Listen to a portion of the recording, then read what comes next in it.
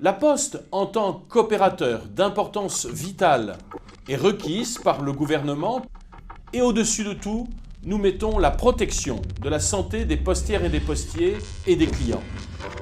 Dans le parcours du facteur, il y a les contacts suivants. Un, humain. Donc logiquement, il faut que le facteur évite les contacts humains. Tant que ce sont des boîtes aux lettres, a priori, jusque-là tout va bien. Pas tout à fait encore, mais tout va bien. Par contre, il peut avoir à remettre des plis, des recommandés. Ouais.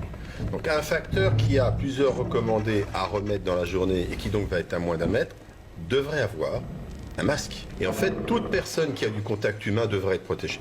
Ensuite, attention aux surfaces. On sait que le coronavirus va pouvoir survivre suivant le type de surface.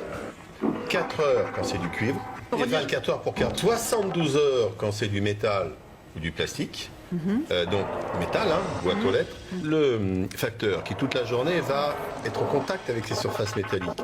Il doit aussi avoir des gants.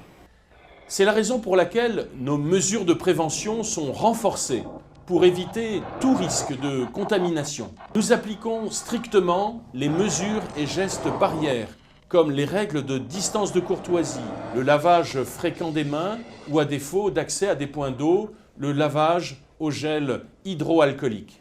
Il ne faut pas qu'il se touche le visage.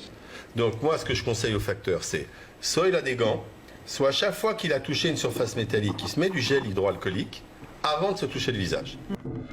Je sais que dans certains sites, il y a des besoins d'approvisionnement que nous allons satisfaire au plus vite. Des commandes importantes de gel pour les mains et de lingettes désinfectantes pour nettoyer les factéos sont en cours d'acheminement. J'y veille personnellement.